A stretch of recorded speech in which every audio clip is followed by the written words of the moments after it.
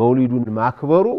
ቢድዓ ነው እንጂ እንደ ጣዖት ማምለክ ተደርጎ መውሊድ ያከበረ ሰው ሽርክ ላይ ነው ያለው ብሎ መናገር አይ ቁል ሁወ አላሁ አሐድ ከመግሪብ በኋላ 3 ጊዜ ነው መቅራት ያለብኝ አይቸኩ ያለው አንድ ጊዜ ቢቀራው አያገኘውም ያን አጅር ቡዳ የሚባል ነገር እኮ በዘር አሁን ኢትዮጵያ ውስጥ ትልቁ ስተት አይነናስ በዘር ነው የሚመጣው ብሎ የሚያምኑት ነው ያ አቡበክር የዑመር ልደት ለምን አልተከበረም ያ አቡ ሐኒፋ የሻፊዒ የማሊክ የቡኻሪ የሙስሊም ልደት ለምን አልተከበረም ከሶላት በኋላ 33 ጊዜ ሱብሃንአላህ ብሎ አሉ ለምን 34 ጊዜ አላረግም ብሎ ቢያደርግ አጅሩን አያገኝም አሉ ዑለማዎች ጀላኒ ሲያስተምሩን እንደነበሩ ነው ታሪክ የሚያወራው ዓሊም እንደነበሩ ነው ወሎ አካባቢ ላይ ታቆት ይሆናል ይሄ በአዳም ልኮ የተስፋፋ ነው መስቀል መሳለም ማለት አይደለም በአዳም ልኮት ማለት ለታቦት ሄዶ መገበር ማለት አይደለም ብቻ ይሄ ብቻ አይሆንም وما أرسلنا قبلك إلا رجالا نوحي إليهم فاسألوا أهل الذكر إن كنتم لا تعلمون السلام عليكم ورحمة الله وبركاته بسم الله والحمد لله والصلاة والسلام على رسول الله وعلى آله وصحبه ومن والاه أما بعد يتكبراتችሁ የአፍሪካ ቲቪ የጥያቄና የመልስ ፕሮግራም ተጠባባቂዎች ዛሬም እንደተለመደው የጥያቄና የመልስ ፕሮግራማችንን ጀምረናል በቴሌፎናችን እንዲሁም በቲክቶክ ላይ በጽሁፍ ልትልኩልኝ ትችላላችሁ የዛሬ ጥያቄዎቻችሁን ኢንሻአላህ አቅም በፈቀደ ያህል ሊጠቅሙ የሚችሉ ላይ አድርጉልን ኢንሻአላህ ማሻአላህ አላህ ይወደዳችሁ ሁላችሁንም ለአላህ ብለን ወዳችኋለን ለእስላም ላይ የተገናኘን ሁሉ በዲን ላይ የተገናኘን ሁሉ ለአላህ ብለን ልንዋደድ ይገባናል ጀዛኩሙላህ ኸይር አላህ ይወደዳችሁ ወበረካቱ ኡስታዝ ጥያቄ ነበረኝ مرحبا በሰሃቦቹ ጊዜ ማለት ነው ዑመር ሰሃቦቹ ረሱል ሰለላሁ ዐለይሂ ወሰለም ለዲናቱን በሶስት ቀን ሲቀራቸው እና ሰሃቦቹ ተሰብስበው ማያጣላቸውን ነገር ልጻፍላችሁ እንዲሉ ረሱል ሰለላሁ ዐለይሂ ወሰለም ከዛ ያንን ማያጣላቸውን ሲሉ ዑመር ኢብኑ ኸጣብ እዛ ላይ ቁርአን ይበቀናል ያ ረሱላህ አያስፈልገም ማለቸው እና አንድ ጓደኛዬ ጋር እያወራሁኝ ይሄን ብለው ዑመር ተናገሩ ከዛ ታቸው በቃ አጥፍቶብኝ አትበታወጡና ማነው አትራሩሽ ብለው ሁሉ من حديث بخاري ومسلم ده وسيد ጓደኛዬ እዛ ላይ እንዴት ነው አሁን ግማሹ ዑመርን ደገፈ ግማሹ ደግሞ ረሱል ይጻፉልን ይሄ እንደው ሲነግረኝ ብዙም አልተረዳሁትና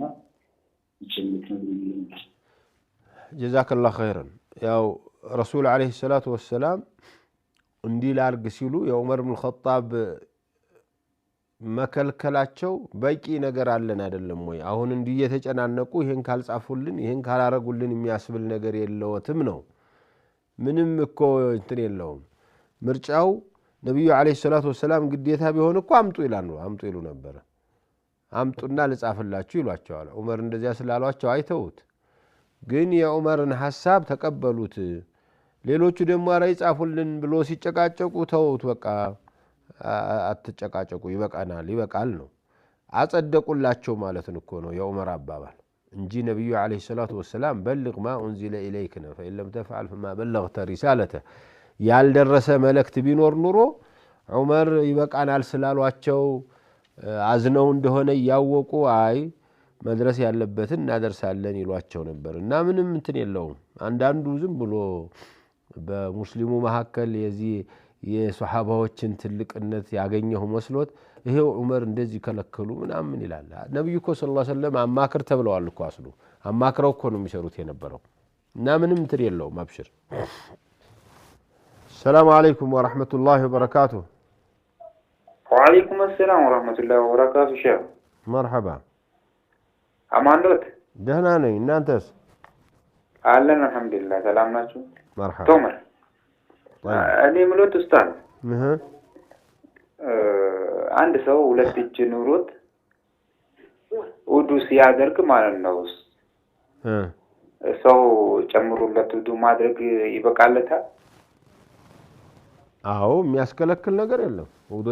ያደረጉላቸው ረሱል ሰለላሁ ዐለይሂ ወሰለም ውዱ አድርገዋል ይጠላል የሚሉ የሐነፊያ ዑለማዎች በዒባዳህ ላይ ራስህን ችለህ መስራት እስከቻልክ ድረስ ሌላ ሰው ባይረዳህ ነው ጥሩ የሚል ነገር አላቸው ግን የሚያስከለክል ማስረጃ የለም مرحبا እንግዲህ አላህ ይጠብቆት ኡስታዝ አሚን አሚን ያ ረብ السلام عليكم ورحمة الله وبركاته وعليكم السلام ورحمة الله وبركاته أستاذ نعم እንዴት ናችሁ ደህና ናችሁ الحمد لله رب العالمين አላህ ይቀበላችሁን ያንቱን ለመጀመሪያ ጊዜ ማቃችሁ በዙደቱ ተፍሲር መጽሐፋችሁ ما شاء الله تبارك الله جزاك الله خير አላህ ይቀበላችሁ እዛ ላይ ኡሱል ሰላሳን ባጭር ላይ መግቢያ ላይ እንደገና ደግሞ መሃል ላይ ደግሞ አብዱል ነብይና አብዱላህ በሚለው ስም ላይ ባጭር አብራርተውታል አላህ ይቀበሉ አሚን አሚን ከዛ በተረፈ ልጠይቅኔ የፈለኩት በተለይ ወደዚህ ወሎ አካባቢ ላይ ታቁት ይሆናል ይሄ ባዕድ አምልኮ የተስፋፋ ነው ምክንያቱም ህዝቡ ስለ መረጃና ማስረጃ የሚያውቀው ነገር የለም በመሰለኝና በደስታ ላይ ነውና የሚጓዘው እንደው ከዚህ ከባዕድ አምልኮ ጋር ለዚህ ወሎ አካባቢ ላለው ማህበረሰብ ምን ተመክራላችሁ በርግጥ የተለያዩ መጽሐፎች እናንተም ጽፋችኋል እንደገና ኡስታዝ ኢብኑ ነወር ከአርሽ በላይ የሚለው መጽሐፍ ደህና አድርጎ ጽፎታል ግን በቲቪ ለሚከታተለው በተለይ ወሎ አካባቢ ላለው ማህበረሰብ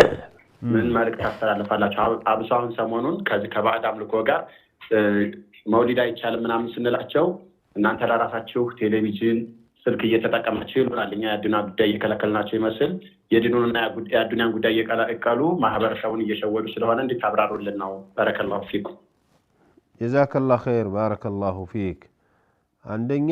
የባዕድ አምልኮ ወሎ ብቻ አይደለም ወሎ ላይ የሚጎላው ምንድነው ሙስሊሙ ብዙ ስለሆነና የሚሰሩት ነገሮች በብዙ ህዝብ ዘንድ ስለሚታወቁ እነሱ ስለሚጎሉ እንጂ ሌላም ቦታ ላይ ያለው ባዕድ አምልኮ እየተስፋፋ ነው ያለው እንዲያውም አሁን ዘመናዊ ነኝ ከሚለው ሰው ጋራ የበለጠ ተስፋፍቶ አይተናል አዳዲስ ሃይማኖቶች ሁሉ የተፈጠሩ አይተናል አሁን ሰሞኑን ቃሎ ቃቢ አውሊያ የሚባል ሃይማኖት ብሎ ሲያወሩን ነበር እዚህ ምንድነው ምክክር ኮሚሽኑ ጋራ ሌሎችም ሰዎች የሚፈጥሯቸው የአምልኮ እንትኑ ድቀቶች በጣም እየበዙ መጥተዋል ሙስሊሙ መሐከል ወሎም ይሁን ሐረርም ይሁን ጎንደርም ይሁን ባሌም ወያሌም ይሁን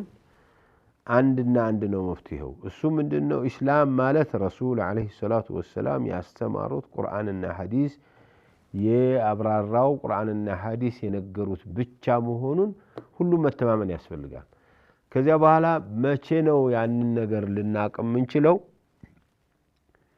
ሌላው ነገር በኋላ እንደርስበታለን እስቲ መጀመሪያ ቁርአንና ሐዲስ በእያንዳንዳችን ላይ ምን አለን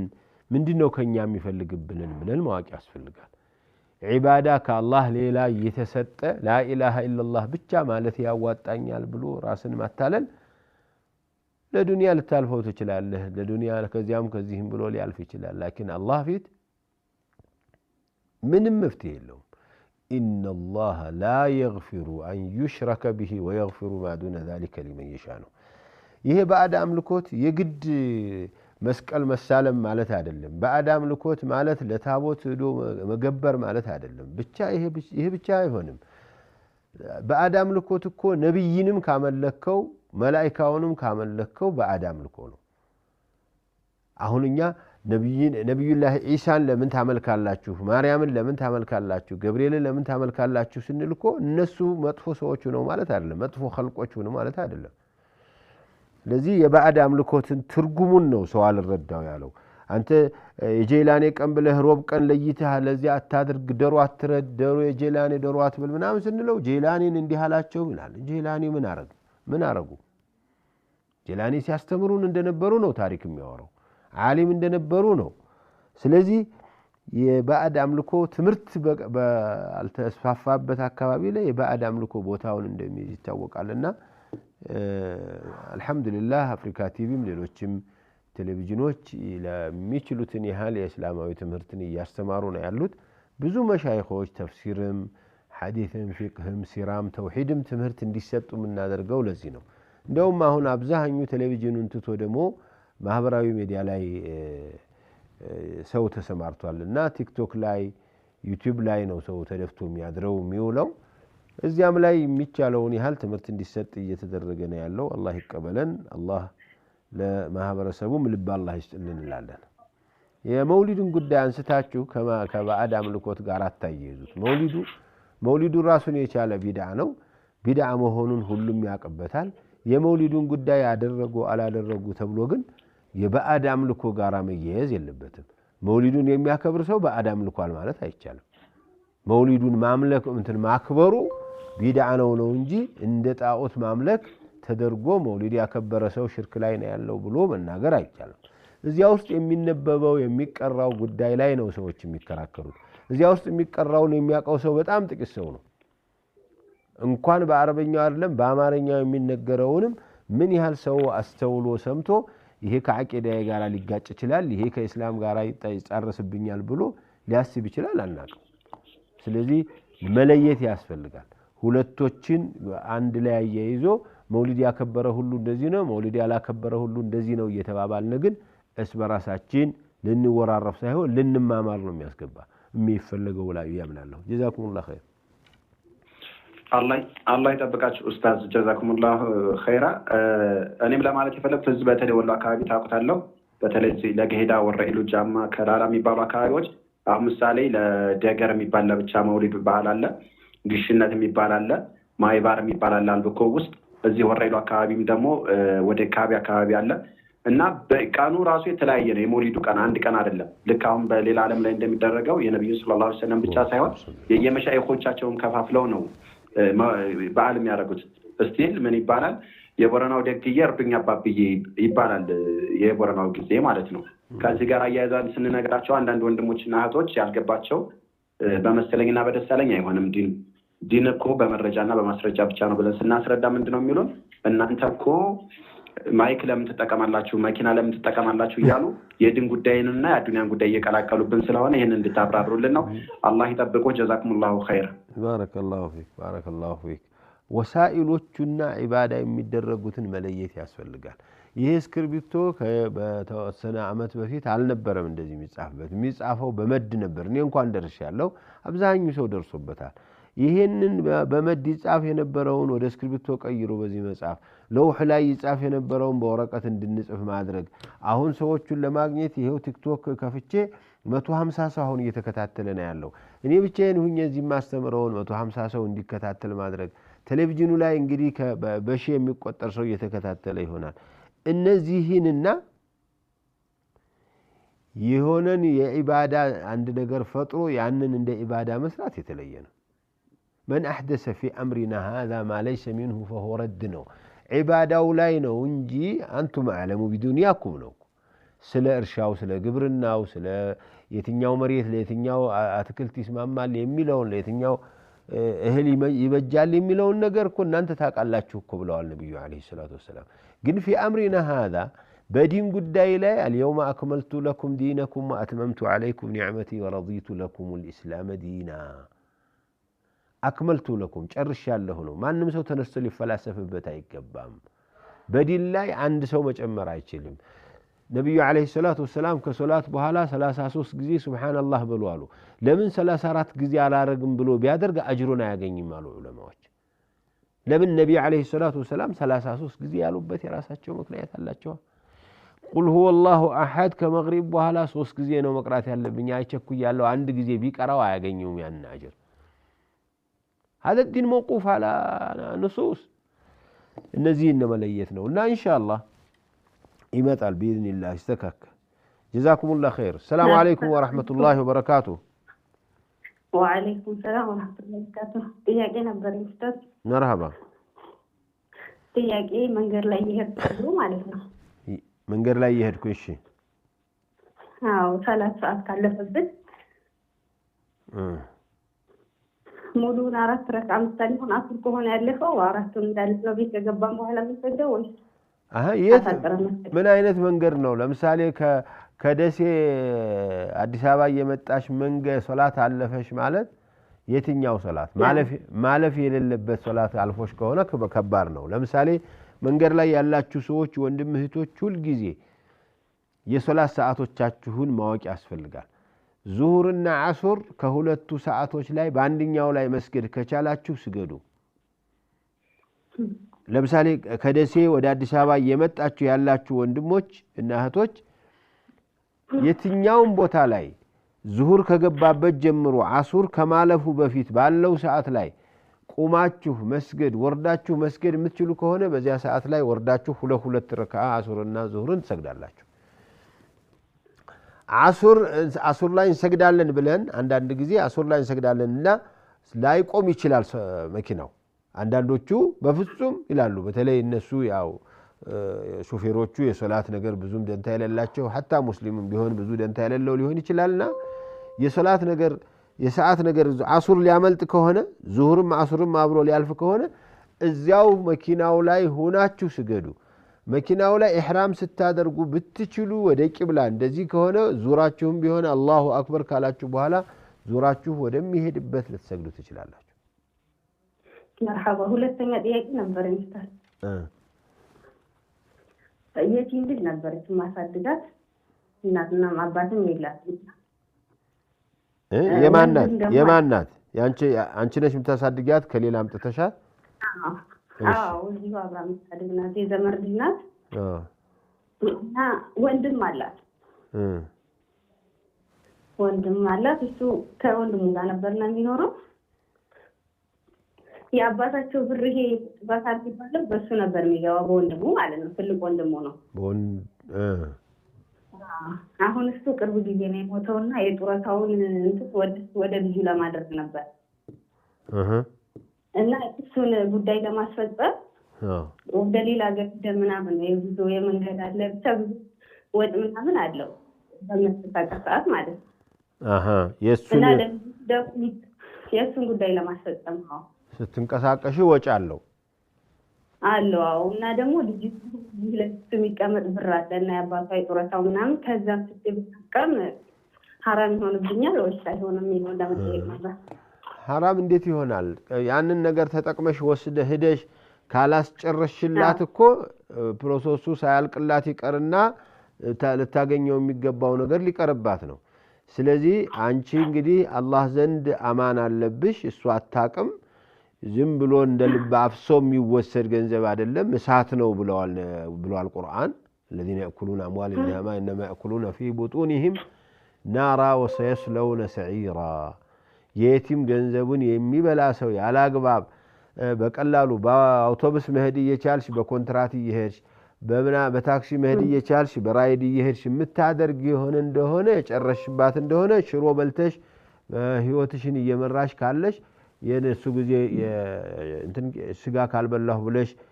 የምትጠቀሚ ይሆን እንደሆነ እሳት ነው እየበላሽ ያለሽው ብሎሻል አላህና መጠንቀቅ ነው ከዚያ ባለፈማ ጉዳዩን ለማስጨረስ የሷኑ ገንዘብ እያወጣሽ ልትጠቀሚ ትችያለሽ እሱ ብቻ ሳይሆን አንቺ ያንን ለማስፈጸም በመትያሳልፊው ሰዓት ልታገኙ ይገባሽ የነበረ ነገር ቀርቶብሽ ከሆነ እሱንም ልትወስጂ ትችያለሽ አንዱ ወንድሜ እንደው ሹፍርና አስጠላችሁኝ ማለት ይመስላል ሹፍርና ትልቅ ሙያ ነው ሹፍርና በጣም የሚያኮራ ስራ ነው ግን ሐቁን ካልጠበቅ የመኪና አይደለም የአውሮፕላን ሹፌር ብትሆን ዋጋ የለህም በሶላት ሰዓት የሚሰሩ ስራዎች ሶላትን አሳልፉ የሚሰሩ ስራዎች በሙሉ በእስላም የተወገዙ ናቸው ሹፍርና ብቻ አይደለም የሱቅ ስራም ቢሆን የመንግስት ስራም ቢሆን የትኛውም ስራ ላይ ቢሆን ሶላት ሰዓት ደረሰ حرام عليك أن تترك الصلاة وتعمل جزاك الله خير نعم السلام عليكم ورحمة الله وبركاته وعليكم السلام ورحمة الله وبركاته مرحبا دينا شيخ الحمد لله رب العالمين ما شاء الله ما شاء الله لأن يغضار قدر السيئة وجمعك أبشروا الله سبحانه وتعالى فرجاውን ያቅርብልን ኢንሻአላህ ሀገሩን ሰላም አድርጎ ዘመድ ከዘመዱ የሚገናኝበትን ቀን አላህ ያድርስልን በእናንተ ነው ምክክሮቹ ብዙ ጥያቄዎች አንደኛው ጥያቄ ባንክ ቤት ያለባቸው ሰዎች ጋር እየገቡ መብላት ይቻላል ወይም ሆን ባንክ ብድር አራጣ ምናምን እንደሚሉት ሰዎች ማለት ነው የሚጠቀሙ ሰዎች አራጣ ብለህ ጥሩ ትክክለኛውን ስሙን ስለጠራህ አራጣ እንደሚወስድ የሚታወቅ ሰው ቤት አይበላም አይደል ድሮ ይሄ ሰርግም ሲሄድ አይሄድለትም ሰው ድግስም ሲያረጋ አይገኝለትም ምክንያቱም አራጣ ይበላል እየተባለ ስለሚሆን አራጣ ወለድ ይሄ ወለድ ማለት ባንክ ምናምን ያለው በሙሉ የወለድ ያለው አራጣ ነው ስሙ ትክክለኛው ስሙ የዳቦ ስሙ የፕሮቶኮል ስሙ ይሏቸዋል እሺ እኔ ግብዣ አትገኙ ነው የምንለው እንደዚህ ያለ ግብዣ ላይ ያባትክም የወንድምህም ቢሆን ከዚያ ጋራ ግብዣ ላይ ተገኝተህ እሱን ማዳመቅ የለብህም ባንክ ቤት ያለበት ሰው ቢሆን ማለት ነው ባንክ ቤቱ ሁለት አይነት ነው አሁን እኮ ወለድ አልባ አለ ባለ ወለዱ አለ ወለድ የሚጠቀም ላይ ይቅር እሱ ይቅርባችሁ ንገሩት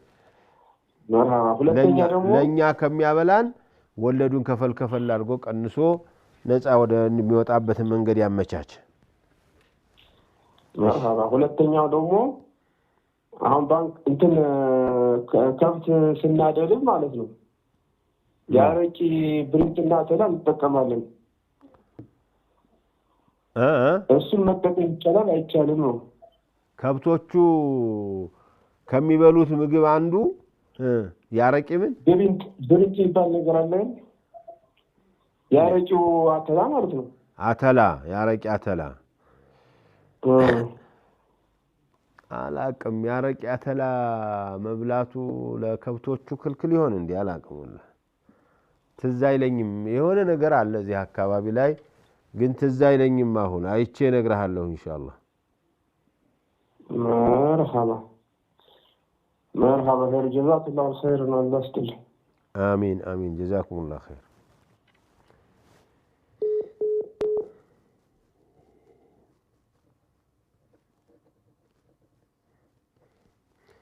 ያረቂ አተላ የሚመገቡ የሚቀለቡ እንስሳዎች ስጋ እንዴት ነው ሰላም አለይኩም ወራህመቱላሂ ወበረካቱ ሄሎ ሰላም አለይኩም السلام عليكم وعليكم السلام ورحمة الله ጥያቄ በላይ ጥያቄ እንትን ነው ሰፈር ላይ ማለት ነው ማህበራዊ ኑሮ በምንኖርበት ላይ ማለት ነው ልጅ ሲታመም አንዳንዴ እያዞረ የሚጥላቸው ነገር አለ አንዳንዴ ደግሞ እግራቸው ሽባ ምናምን ይሆናል ይታመሙና ማለት ነው ምን ይላሉ የሰው አይን ይሆናል ይባልና የሰፈሩ ሴቶች ያዋጡና ምግብ ይሰራና ዱዓ ይደረግና ከዛ ምን ይደረጋል ሰው የጠጣበትን ሲኒ ቡና ማለት ነው ጭላጩ አለው በሆነ ኩባያ ይጠራቀምና በኋላ ለልጁ ያጠጡታል አንድ እሱ ሁለት ደግሞ ምግብ በልቶ ሲነሱ ሁሉም የገቡ ሴቶች በባሊ ውሃ ይደረግና ማስታጠቢያ ላይ ውሃ እጃቸውን ታጥቦ ይወጣሉ ግማሹ ውዱ አድርጉ ይባላል ሙስሊሙ ውዱ ያደርጋል ክርስቲያኑ ደግሞ እጁን ታጥቦ ይወጣል ያን ውሃ ልጁ ይታጠብበታል ከዚህ ሰፈር ሴቶች መሃል ምናልባት አንዷ ቡዳ ከሆነች በዚህ ውሃ ሲታጠብ ልጁን ይለቋል ይላሉ ይሄ ነገር ሽርክ አልሆነ አይ መለየት ያስፈልጋል አይነናስ በእስላምም በምንም አይነናስ አለ አይነናስ ያለ ነው አይነናሱ ግን በሆነች ሴትዮ የተገደበ ሳይሆን በየትኛዎቻችንም ላይ ሊኖር ይችላል አይነናስ ስለዚህ የሆነ ልጅ በሰላም የነበረ ግብዣ ላይ አብሮ ሲጫወት የነበረ ልጅ ሲዋርቅ የነበረ ልጅ ስብርብር ይላል ይታመማል አው አይነናስ አግንቶት ሊሆን ይችላል ለዚህ ስለዚህ ምንድነው የተባለው ታጠቡለት ነው አሁን ታጠቡለት ውዶ ማድረግ እጅ መታጠብ ምንም ችግር የለውም እሱን ወስዶ በዚያ ማጠብ ነው አሁን የተቸገረው አንድ ሴት ወይ አንድ ሰውዬ መጥቶ ከሆነ ልጅሽ የታመመው ያን ሰውዬ ታጠብልኝ እስቲ ብለሽ መጠየቅ አለብሽ ትችያለሽ መብትሽ ነው አንዳንዱ ያዙ ይልቀቁኝ ሊል ይችላል እንጂ ሁላችንም እንዲህ ያለ ችግር ባጋጠመ ጊዜ ብንታጠብላቸው አላህ መድኃኒት ሊያደርገው ይችላል ስለዚህ መታጠቡ ተገቢ ነው እንደ እስላም አሁን እየተወሰደ ያለው እርምጃ አንቺ እንደምትይኝ ትክክለኛው እሱ ነው ምክንያቱም 10 ሴቶች ነበር የመጡት ጓደኞቿ እነሱ ሲሄዱ ልጇ ታመመባት ይሄን ልጅ አንቺ ነሽ እሷ ናት ማለት አይቻልም ስለዚህ ሁላችሁም ታጠቡለትና በእጃችሁ እንትን በታጠባችሁበት ልጅን አጥበዋለሁ አላህ መፍትሄ ሊያመጣልኝ ይችላል ብሎ ማመን ሽርክ አይደለም ነብዩ አለይሂ ሰላቱ ወሰለም ታጠቡልን ሲሏችሁ ታጠቡላቸው ብለዋል ታጠቡልን የሚል ችግር አጋጥሟቸው ዘመዶቻችሁ ወገኖቻችሁ ጉረቤቶቻችሁ ይሄንን ካሏችሁ ታጠቡላቸው ታጥባችሁ ወስዶ ልጁ ያን ሲነካው እኮ ይለቀዋል ነው አላህ እንደዚህ አድርጎ አገናኘ አሁን ባይሆን ከነዚህ ሴቶች መካከል አንዷ ቡዳ ሆና ይሆናል ቡዳ የሚባል ነገር እኮ በዘር አሁን ኢትዮጵያ ውስጥ ትልቁ ስህተት አይነናስ በዘር ነው የሚመጣው ብሎ የሚያምኑት ነው በዘር የሚመጣ ነገር የለም የትኛውም ሰውዬ ለሆነ ሰው አይኑ ችግር ሊኖረው ይችላል ለሌላው ሰው ላይኖር ይችላል ስለዚህ በዘር የሌለ ግን አይነናስ የሚባል በእስላም ያለ ለእንዲህ ላጋጠመ ችግር ደግሞ መታጠብ አንዳንድ ጊዜ እምቢ ስለሚሉ እነሱ ዝም ብለው ምግብ አብልተው ታጠቡ እጃችሁን ብለው በታጠቡበት ውሃውን ሰብስቦ ሄዶ እንዲ ለማድረግ ማለት ነው እንጂ ሁሉም ሆን ብሎ ለይቶ ቢታጠብለት ምንም ችግር የለውም እንደ ንቀት እንደ ድፍረት ይቆጥረዋል ሰው እንደዚህ አርግልኝ ሲባልና ሰው የተጠቀመው ዘዴ ነው ጥሩ ዘዴ ነው ነው ምለው ጀዛኪላህ ኸይር السلام عليكم ورحمة الله وبركاته وعليكم السلام ورحمة الله وبركاته እንዴት ናችሁ الحمد لله رب العالمين ጥያቄ ነበረኝ አንድ እህቴ ነበረች ሶስት ልጅ ወልዶ ባለቤቷ ሞቶ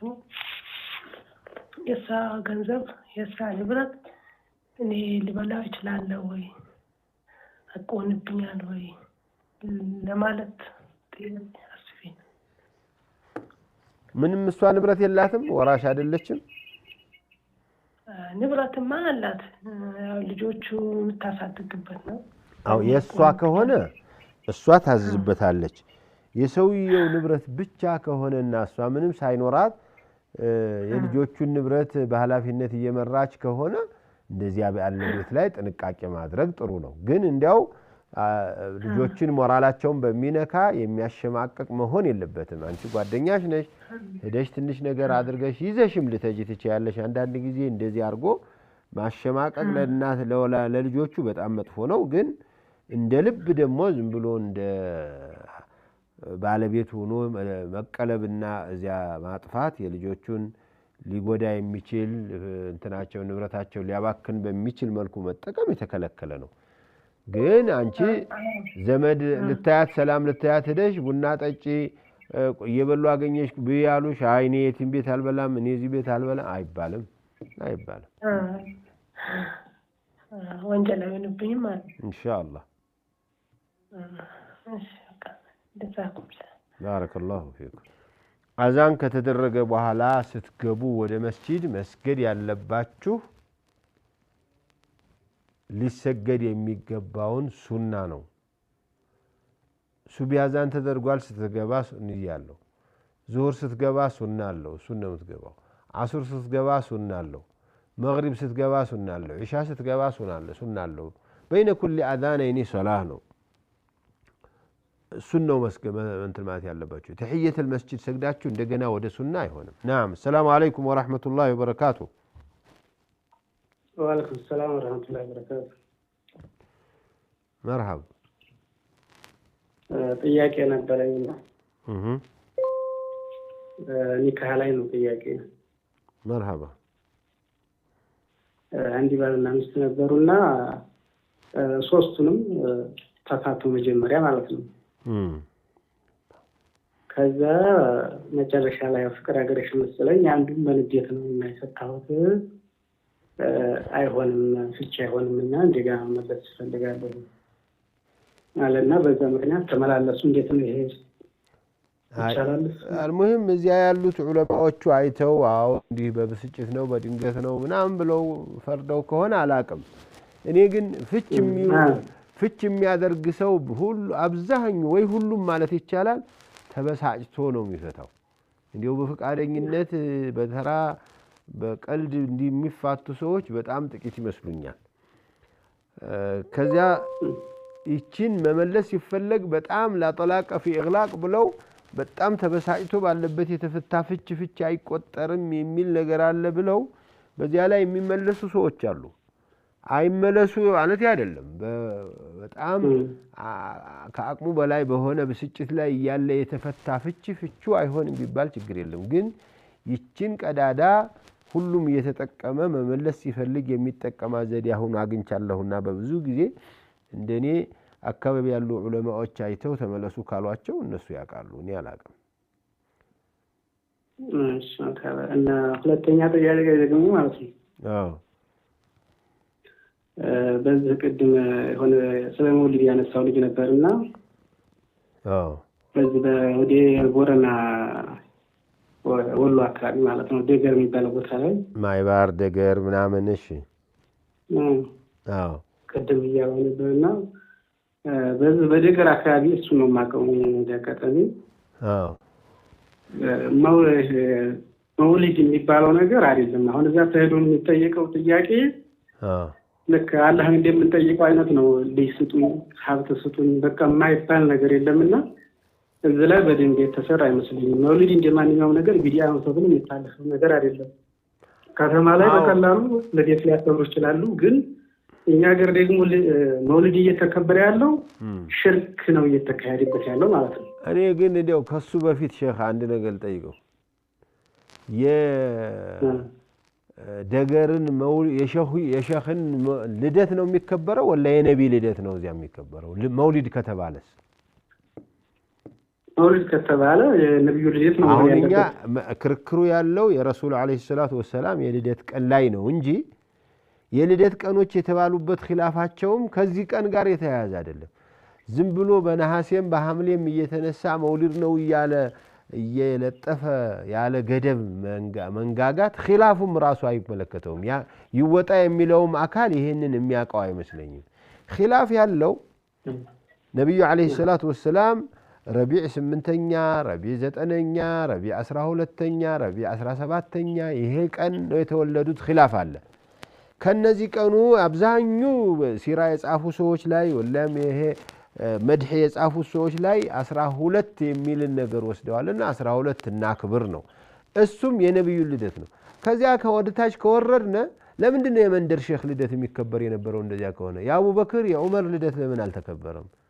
የአቡ ሐኒፋ የሻፊዒ የማሊክ የቡኻሪ የሙስሊም ልደት ለምን አልተከበረም? በየመንደሩ መውሊድ ብሎ የሚያከብረው እኮ ዝም ብሎ ገደብ የሌለው በኪታብ የተገደበ ባለመሆኑ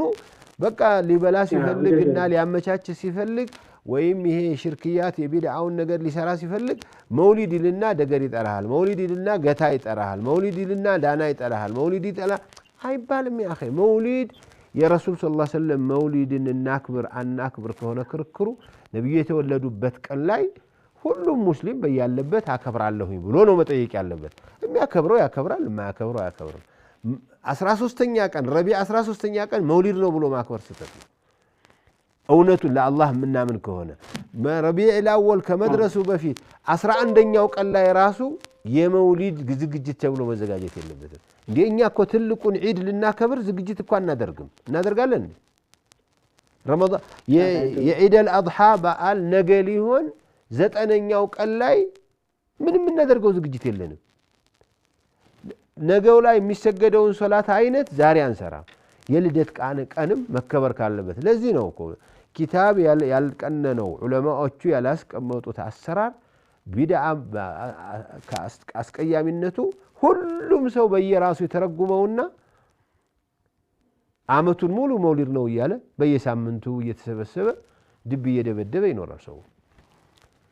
እና አቃለሁ ሳይ እሱ ልጁ ያው የቻለውን ያህል ያውራ ያየውን ስላነገረኝ ነው እንጂ እኔ ከዚያ የበለጠ ነው ማቀው። እኔ አብሬ አይደል ያደኩት። جزاك الله خير أهلا ጥያቄ ነበር مرحبا ጥያቄ እኛ ልጅ አለኝ የተማረ አስተማርና ቀራን ከዛ አንድ የ20 ምናምን አመት ሆነው ሶላት ስገድ ስለው እምቢ لا إله إلا الله ሲሰግድ ነበር ሲሰግድ አድርጎ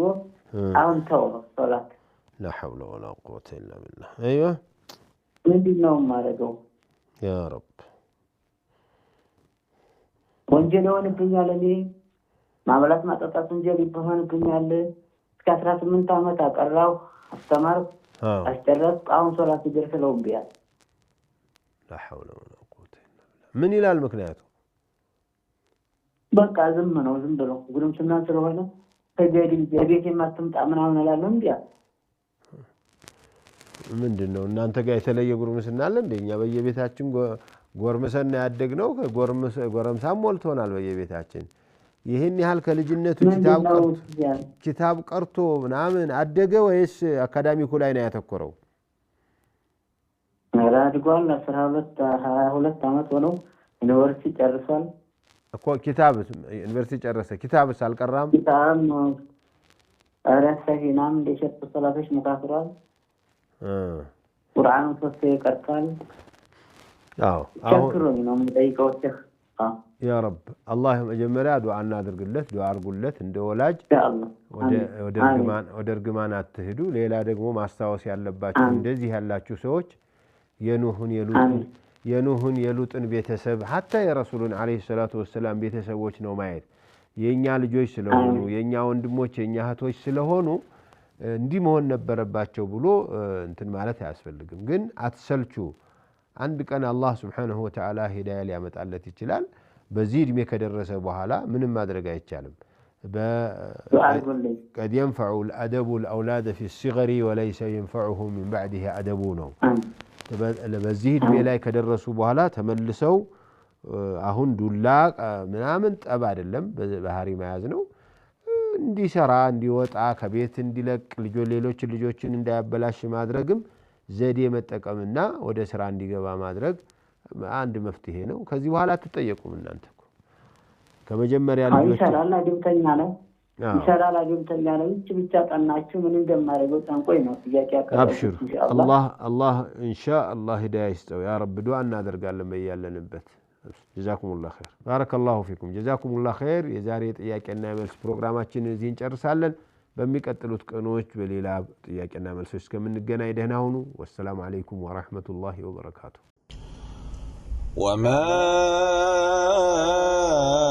أرسلنا قبلك إلا رجالا نوحي إليهم فاسألوا أهل الذكر إن كنتم لا تعلمون